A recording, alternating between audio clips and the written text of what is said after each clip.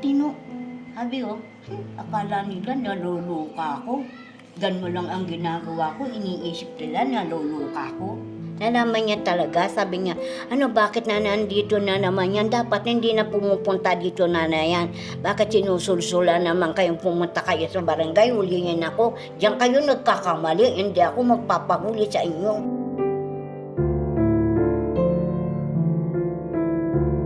Yun ang sagot sa amin talaga. At ang utos niya, wag na raw kayong pupunta rito, wag na raw kayong magpapakita.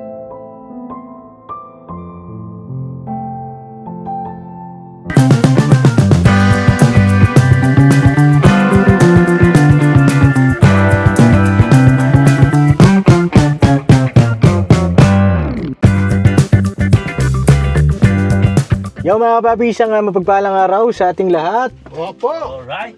Ayun na, kasama natin ulit ang Kuya Bong. Magandang umaga po. Ano? Magandang umaga po. Magandang umaga. At syempre ang medyo charing. Yes po mga kapapi, mapagpalang araw po. Mapagpalang araw po mga kapapi. Nagsama yung dalawang bakla. Ayun na, for today's vlog mga kapapi, pakisamahan niyo po kami ulit. At sa panibagong misyon na ating pagsasamahan.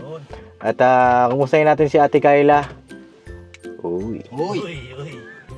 charing. Bakit? Oh, wala naman. Ha? Wala. Iba yung uy mo. Pata. Parang iba yung uy. Uy, pwede. Paglalasa. Uy. Joke lang. Joke lang. Ano yung ganun? Ano yan? Chika. Chika. Chika. Ano, pasabog. Ang bira to si Bonggalo, mga papi.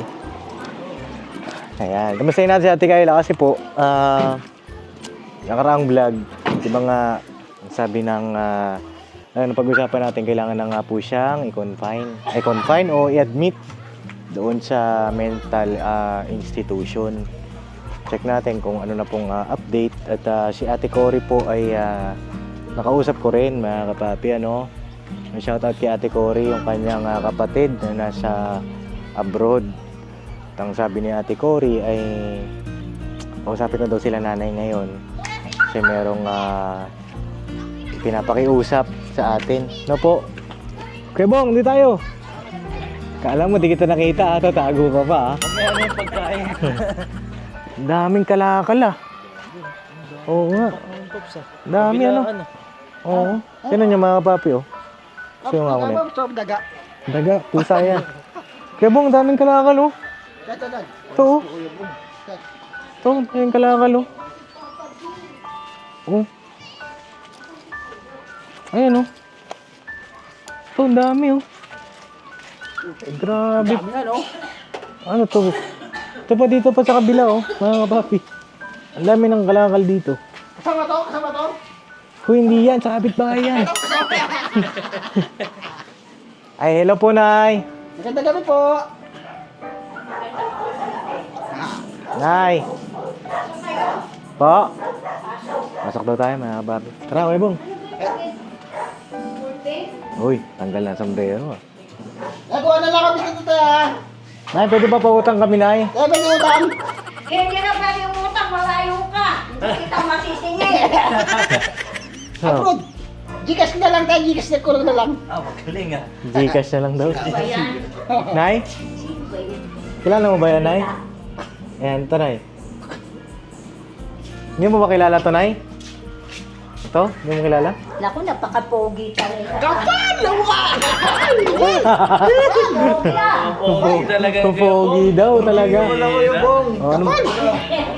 Nay, pasok po kami. Sige pa. Tara, pasok tayo mga kapapi. Tara, Kuya Bong, pasok tayo. Pero may tsinelas.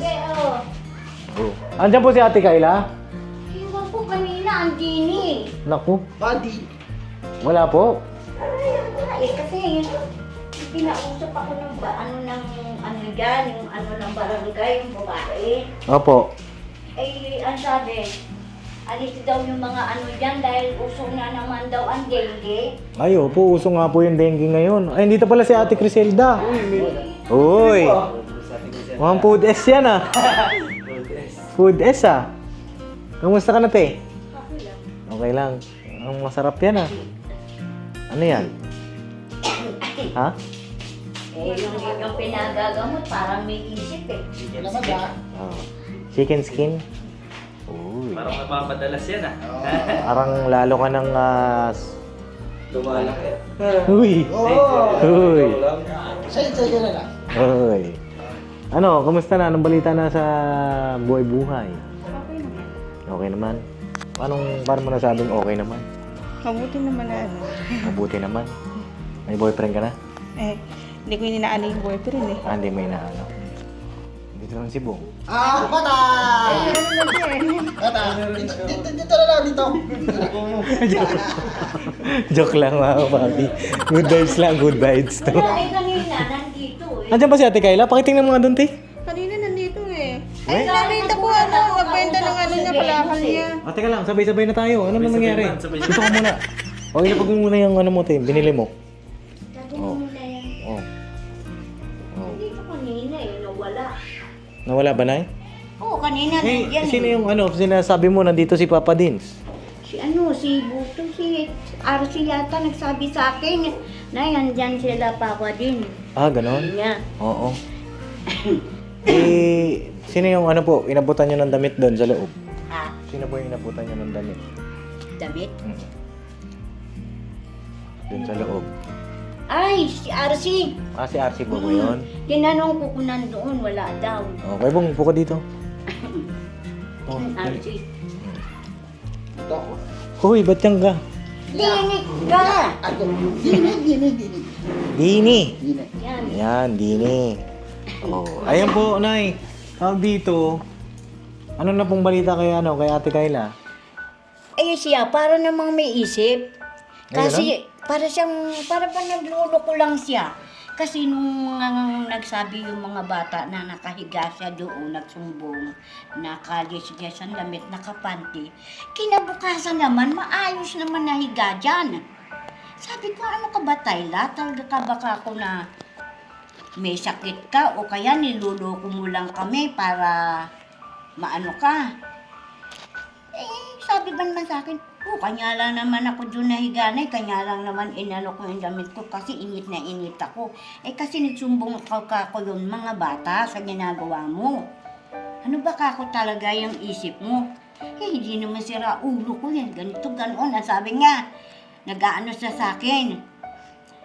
Ngayon, nung nag-uusap kami, na kaming dalawa nag-uusap kami tungkol nga dyan sa ano.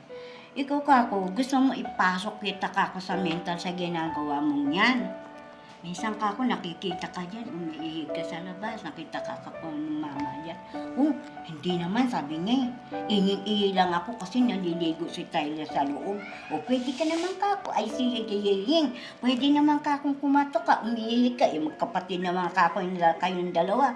Eh paano naihi na ako sa panty ko, sabi niya. Eh nung inaano ko,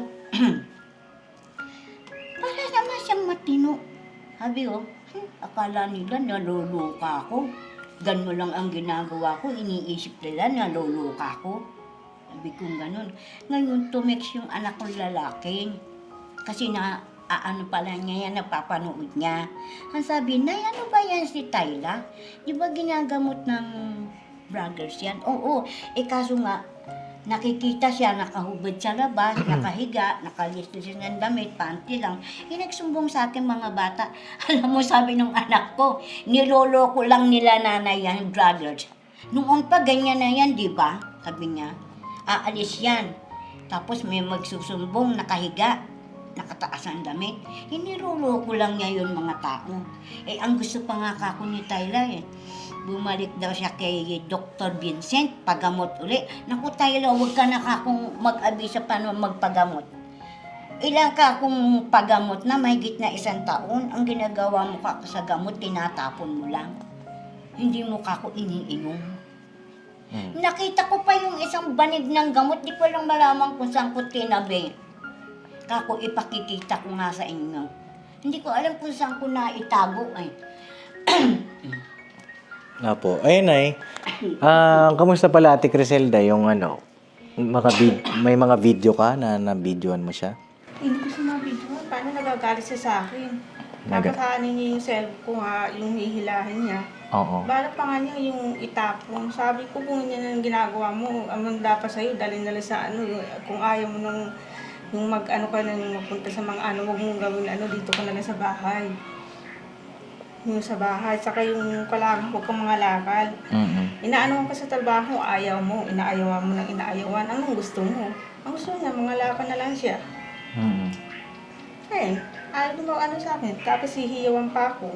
Ano yung bagay na bibidyohan mo sana siya? Ano yung ginagawa niya ng ganun? Pagkakali siya sa akin, sasabihin sa akin, dadali na naman yung kila ano yan, kila papa din, ganyan-ganyan eh. Oo. Hindi naman ano yan. Anong hindi naman ano? Di man daw masama na Ano ba yung ginagawa niya nung binibidyohan mo siya? Ano siya, galit siya.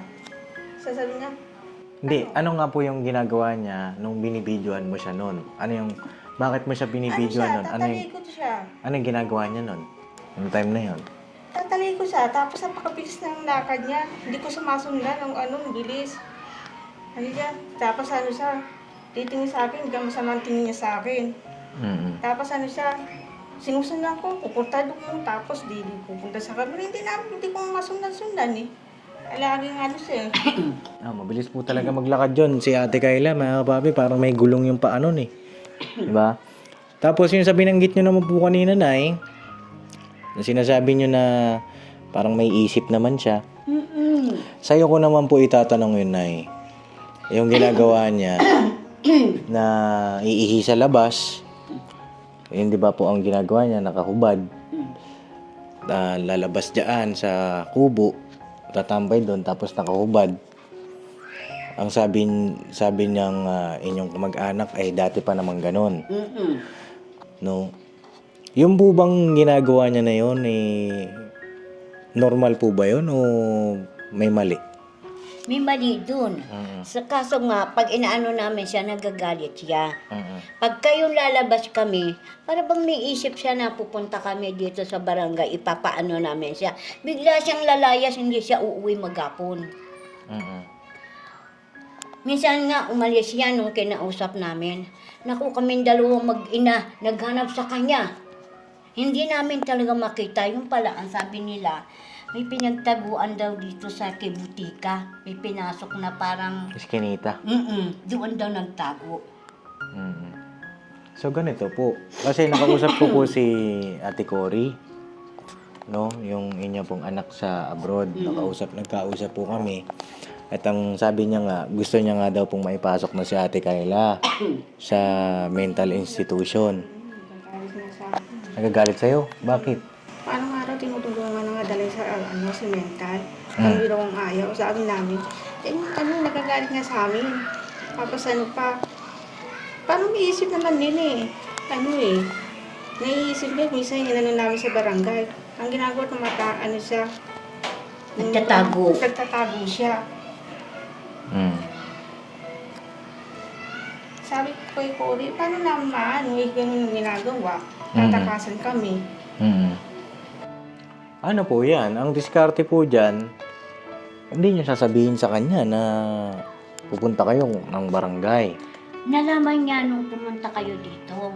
Nalaman niya talaga. Sabi niya, bakit na nandito na naman yan? Dapat hindi na pumupunta dito na yan. Bakit sinusulsula naman kayong pumunta kayo sa barangay? Hulihin ako. Diyan kayo nagkakamali. Hindi ako magpapahuli sa inyo. Yun ang sagot sa amin talaga. At ang utos niya, wag na raw kayong pupunta rito, wag na raw kayong magpapakita. Bakit sabi niyo po kanina parang gusto niyang pumunta kay Doc Vincent? Ano po bang Yung sinabi niya nung isang araw. Ano po ang nauna na sabihin niya? Sabi niya, Nay, gusto kong pumunta kay Doc Vincent, magpapagamot ako. Kailan niya po sinabi yung... Nung isang araw. Nung isang araw lang. Tapos yung sinabi niya na wag na kami pumunta rito, kailan po yun? Kahapon. Kasi parang sabi niya, di ba Nay, pag-araw ng Linggo o kaya Lunes pumupunta rito si Papa Ding. Hindi ko alam. Hindi ko tansyado kung anong araw sila pumupunta. Siguro, alam niya pupunta kayo, lumayas. Ayan na yata. Hindi, ano yan? Lumayas. Kanina kasi nandiyan siya nakaupo. Kausap siya nung babaeng sa center kasi inaanuhan nga ako, ginagamot ako noon. Yung babae. Ginagamot po kayo? Mm-mm. Anong ginagamot po sa inyo? Kasi nga yung ubo ko at saka yung kung tumataas ang blood pressure ko, Opo. naanuhan niya ako dito, dinadalaw ako. Diyan lang nakatira eh. Ayun, Kuya Bong, ikaw, anong masasabi mo naman doon sa gawin ni Ate Kayla? Yun ba ay normal ba o may mali? Parang may mali, Pops. Dati doon, dali na lang. Pagaling na lang po siya. Mali dapat yun. Turuan nyo na lang, te. Pagsabihan nyo na lang, te. Para maganda. Pagsabihan nyo na lang. Ang ano nga sa amin ni Cory, ginagamot na siya, Nay. Kahit naman hindi ka alam naman niya, dapat ang sarili niya, tulungan niya para magamot siya. Biro mo, mahigit na 1 taon. Nag-birthday siya ng 2 beses. Yung ba naman, di pa siya gumagaling? E paano ka ako? Pinagamot na yan kako kay Doc Vincent. Binibigyan ka ako ng gamot yan. Ang mahal pa kako ng gamot yan. Hindi niya kako iniinom. Nagagalit siya pag hindi namin binibigay yung gamot sa kanya. Nagagalit talaga siya. Tapos, ang sabi po nung inyong, sino po yung nagsabi na niloloko lang kami ni Ate Kayla? Baka raw sabi, hindi ganito. Sabi nung anak ng bunso, Nanay, niloloko lang ni Tayla yung brothers. Di ba nung araw pa ganyan na ang sakit niyan? Sabi niya, nung pagalitan ko, lumaya siya, 1 taon siyang bala sa atin. Yung pala, namasukan siya. Umuwi siya rito sa bahay, matino siya. Yung bang may sa ulo, sabi niya. At ang inaano niya, nung nalaman niya, binigyan mo si Lilian ng pera na pamasahe. Nalaman niya yun. Ewan ko kung saan niya na sabi, Hoy, binigyan ka pala ni Papa Ding ng pera, mahigit 100. Sinabi ko, kanya ka ako ibinigay yun para pamasahe namin, hanapin ka namin kahit kako saan. Kung hahanapin niyo ako, hindi naman niyo ako makikita, tapos mamamasahe pa kayo. Sabi niya sa amin, hinihingi sa kanya yung pera, wag mo kako yung ibigay. Hinihingi niya yung binigay mong pera. Opo. Ayun nga, kaya po ako nandito na saka kay Ate Criselda. Kasi si Ate Cory ay nakikisuyo sa akin. Sabi niya nga, gustong-gusto niya na nga madala sa mental institution si Ate Kayla. No? Gusto niya basahin ko po sa inyo yung conversation namin para alam nyo rin. No? Pumunta daw po dito yung pinsan nyo. Yung pamangkin ng mister ko. Pumunta raw po dito at sabi niya, sinabihan ko na po sila nanay na ipasok na lang si Kayla. Kinausap ko po yung pinsan ko na tulungan sila nanay. Update na lang po ko ulit ipapasok na si Ate Kayla. Kasi nga, ang sabi ni Ate Cory, hindi nga rin daw po kayang magsalita ni Ate Criselda doon sa barangay. Kaya sinamahan kayo ng pinsan nyo. Totoo po ba na sinamahan kayo? Yung chat kasi sa akin yung kapatid ko si Cory. Naglalaba kasi ako, yung nabasa ko yung tatayo kong na yung inom ko ng kape. Kinuha ko yung cellphone ko, kanya lang kasi nakanoon ako sa YouTube. Nakakulong sa speaker ko, tapos yung inom ko sa Nakita sa messenger ko, nakita ko yung chat ng kapatid ko. May tawag siya doon, sabi ko doon sa kapatid ko, pasensya na kung ano ko yung pilat ko nabasa. Ang nakalagay doon, sabihin ko yung pinsan ko, nandito na sa Miguel Acosta. Sabi ko, sige, susunduin ko na lang doon kung ano. Sabi niya, tapos na-reply sa akin si kapatid ko si Cory. Sabi niya, ewan ko kung nandun pa kasi kausap ko doon. Nandun sa lalakad-lakad, sunduin mo doon. Sabi ko, sige, titingnan ko. Pero yung punta ko, wala na doon yung pinsan ko. So, hindi kayo nakita? Ano na yun ilang beses na nakuha ng mga kapatid ko, hindi nakita doon. Wala na. Dapat nag-usap kayo ng pinsan mo. May contact ba kayo doon ng pinsan mo? Meron ako yung messenger niya. Kaya lang ewan ko kung hindi niya ngayon kasi parang pinago ulit yung messenger niya . sabi ko, wala nang chat sa akin yung yung pinsan ko sa akin na sunduin siya. Kasi, Chat sa akin. opo, kasi ang condition po ni Ate Kayla, unstable po, pabago-bago. Di ba, Nay? Ang sinasabi nyo, oo, meron okay siya ngayon, bukas hindi. Di ba? Hindi po stable, Nay. At alam nyo rin naman po yun sa inyong sarili. Di ba? Pati nga po yung mga kalakal dito, di ba? Ang dami nyo ng kalakal dito. Oh, buti hindi po nagagalit mga kapitbahay nyo. Pumunta yung ng barangay, yung babae. Sabi niya sa akin, nanay, sabihin mo kay Tayla, tanggalin na yan. Kasi bukas baka pumunta ang mga barangay dito, itapon na lang sa isang tabihan doon. Baka magalit si Tayla. Kasi pinangalakan niya yan. Sinabi namin sa kanya, naisip naman niya, hindi ko alam, wala na pala kung saan pumunta. Kasi pupunta nga dito yan inaano ako noon ginagamot nga ako.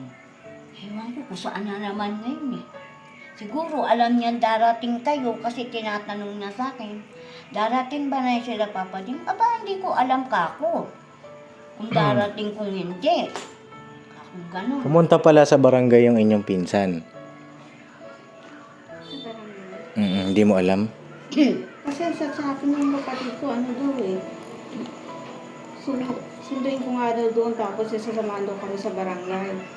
Na yan, tulungan na dahil sa mental hospital yung kapatid ko. Opo, kasi kailangan kayong kasama doon, Nay. Ate Criselda, kayo po ang magkukwento nun mag-explain doon sa barangay. So, dapat, kayo pong magpinsan, mag-usap din kayo. Hinintay niya, 2 araw siya naghintay doon. Sabi, Nay, nakita niyo ba si Odon? Wala kako, ang lakas nga kako ng ulan, 2 pa kami ni Yeying, wala talaga kako. Sabi niya, baka Nay bukas pumunta ng hapon. Punta na naman kami dito. Wala kako si Odon dito. Ay baka Nay una inip, umalis na. Sabi niya, Dapat nagkontakan kayo. Di ba? walang contact sa amin. Yun lang sinabi ni Cory sa amin nung... Ganito po kay Kuya Odon, mag-coordinate po kayo para maayos na po yan. Kasi naman po talaga ang pinaka-main na solusyon na ma-admit siya. Di ba? Kasi kung ganyan po na yung simpleng kontakan, hindi nyo mahirap yan. Kontakan lang yan sabi ni Ate Cory, sabi niya, makikiusap po sana ako sa inyo kasi po ala pa po akong sahod ngayon. Sa Sabado pa po ng umaga yung sahod ko at sa Saturday pa po ako magpapadala pag nakasahod na ako dito. Yung pinsan ko po nakahanap na ngayon ng ambulansya. Hindi na daw po siya pwede ng Sabado. Ngayong araw lang daw po siya pwede. Makikiusap po sana ako kung pwede po kayo po muna sumagot ng bill sa ambulansya para po maipasok na sana ngayong araw na to si Kayla. Balik ko na lang po sana pag sahod ko. Pasensya na po kayo. Gusto ko lang po maipasok na si Ate Kayla para gumaling na din siya. Sayang po kasi matalino pa naman siya. Antay ko po yung reply nyo, Papa Din. Salamat po ng marami. Ito nung Sabado ito. Anong araw na ngayon? Lunes, di ba? Ayun, hindi naman din ako nakapunta nung Sabado dahil may mga asikaso rin po ako. At kaya po ako nandito ngayon. Ang sabi daw po ng Kuya Odon, pumunta siya ng barangay at ang sabi daw ng ambulansya ay 2,500 yung bill. Sa akin naman, sabi ko naman po sa inyo, willing po akong makipagtulungan sa inyo. 'Di ba? Ang po doon mag-coordinate po kayo ni Kuya Odon para pag nandiyan na yung ambulansya, nandiyan na rin si Ate Kayla. Huwag niyo munang paalasin dito. Siguro, naisip niya, napupunta kayo, nawala. Opo. Hindi. Ang inaano ko po na yung pagpunta nyo ng barangay. Kasi sila po ang kukuha dyan Huwag niyo pong sasabihin kay Ate Kayla na pupunta kayo ng barangay.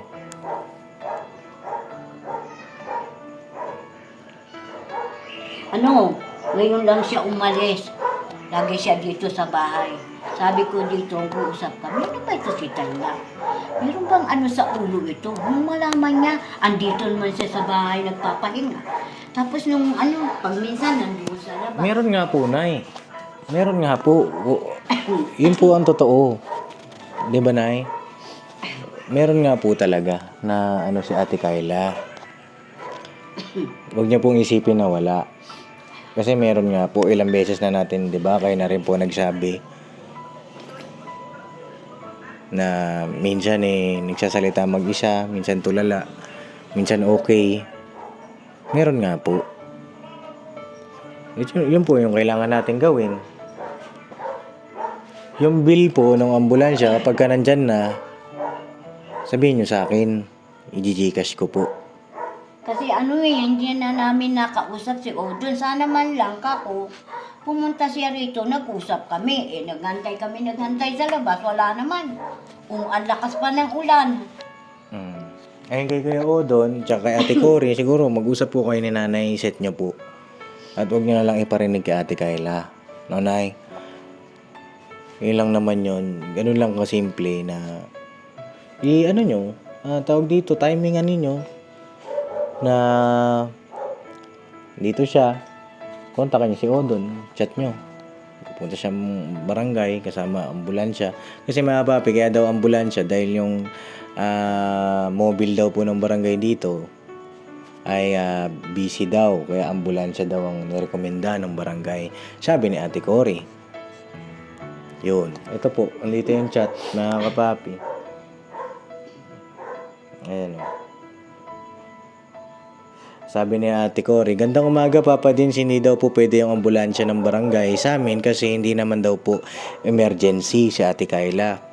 Pang emergency lang daw po yung ambulansya nila. Galing po doon yung pinsan ko, sabi niya. Usap po kayo ng pinsan nyo.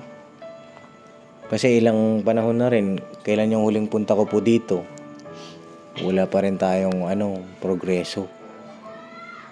Diba? Balitaan niyo po ako.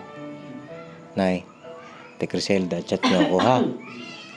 Yung pambayad po nung sa ambulansya, sasagutin ko na po yun.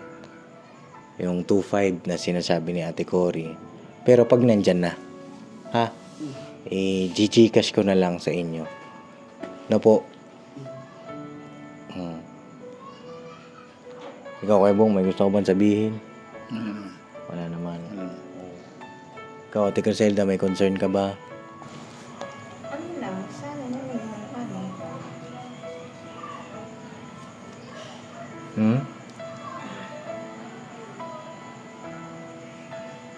Ikaw, Nay. Kung makakausap ko yung pamangkin ng mister ko, at sasabihin niya sa akin, papayag ka ba, tita? Papayag ako kako. Pero dalawa kami pupunta doon. Opo. Hindi na iiwan lang niya ako doon. Opo, ganito na lang, Nay. Kayong dalawa na lang ng pinsan ni Ate Criselda pumunta. Si Ate Criselda, maiwan ka dito. Ikaw, libang-libangin mo si Ate Kayla. No, libang-libangin mo siya. Tapos, hanggang sa dumating si Nanay, tsaka yung barangay, para hindi na siya makaalis. Okay po ba yun? Kasi yun lang po yung natatangi na paraan eh. Kung babalik tayo kay Doc Vincent, hindi naman din nauubra. Dahil paulit-ulit lang, hindi naman niya iniinom yung gamot. Diba? So yun lang po, no? Mga papi, yun po muna yung update dito kala Ate Kayla. Konting siguro tiyaga pa, mga kapapi. Sana na ito na yung gawin nyo na po yung dapat gawin. Huwag nyo nang isipin na wala naman atang sakit ito si Kayla. Huwag naman. Kasi kayo lang din po mahihirapan na eh. Diba? Kayo lang din naman ang nahihirapan kung i-insist nyo sa isip ninyo na wala naman palang sakit, na nakakaisip naman ng mga ganitong bagay na aalis. Normal po yun. Na may isip niya yung mga ganong bagay. Alam mo ba ang number ni Odon? Meron ka bang number ni Odon? Messenger. Di tawagan mo si Cory at mag-usap sila ni Odon. Baka mamaya maghihintay na naman tayo. Wala naman siya doon. Opo. Tsaka mag-usap din kayo. Kasama ka. No, para coordination ba? No, i-set nyo na po yan bukas. No, tapos antayin ko po yung chat ninyo. Kung maaari man, kung mabidyohan mo pa siya ng iba pang mga ginagawa niya nang hindi niya alam para maging matibay na naipakita niyo doon sa ospital. 'Di ba? So yun lang po mga kapapi at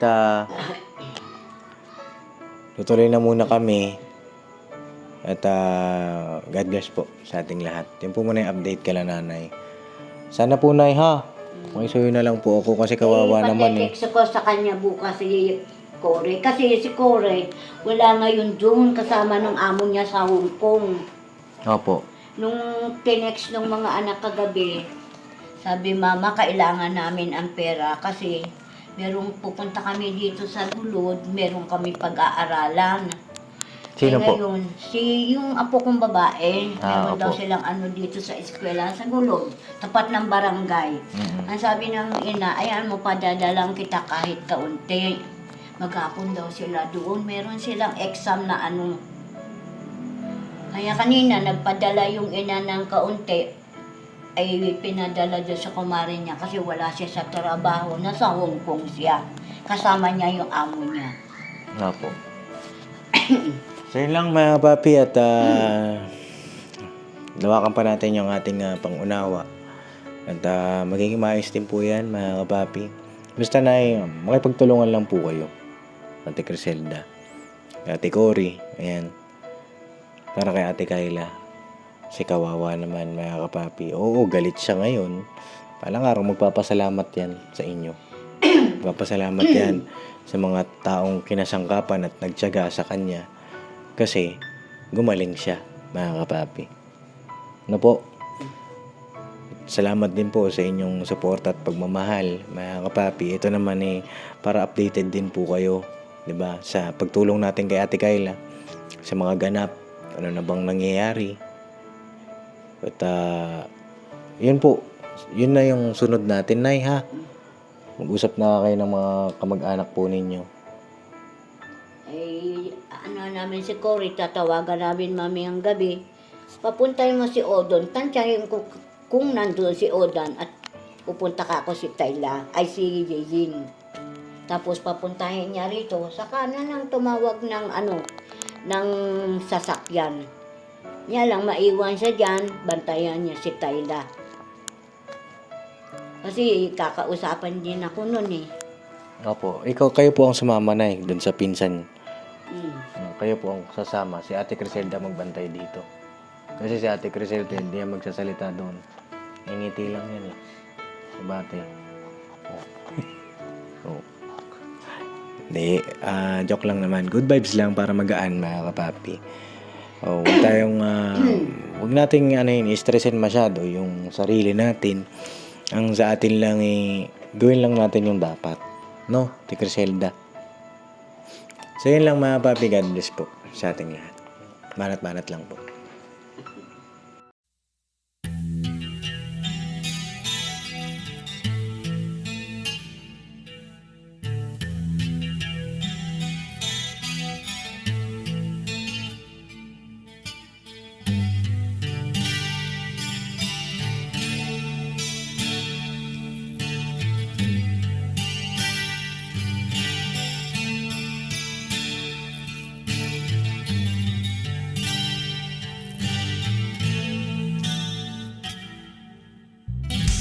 Sa bawat araw na lumipas,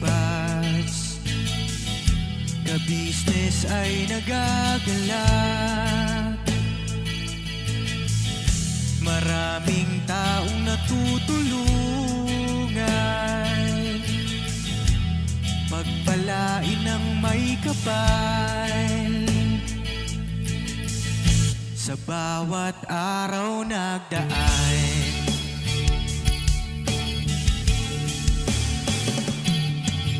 ka-business, business ka-business, Papa Dio, Steve, mahal kayo ng marami. Ang tuwa nila'y walang mapagsasabi.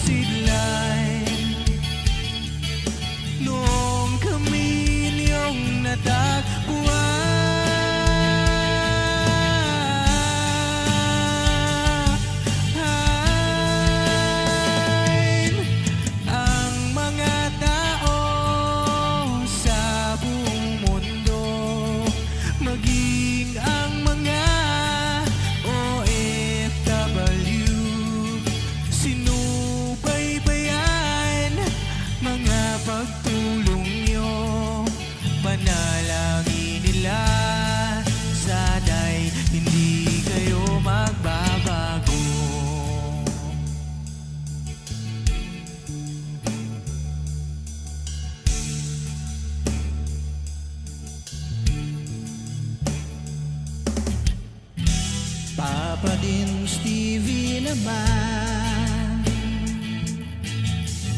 scholarship ay nasimulan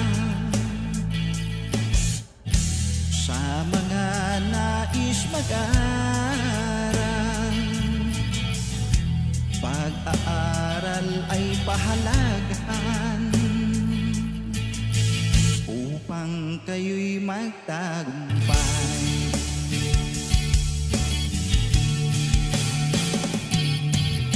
Ka-business, Mrs. Ka-business, Papa Dins TV, mahal kayo ng marami.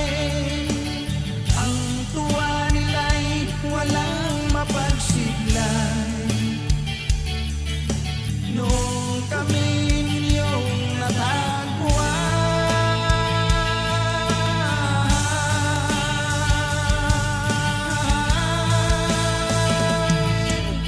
ang mga tao sa buong mundo, maging ang mga OFW, sinubaybayan mga pagtutunan.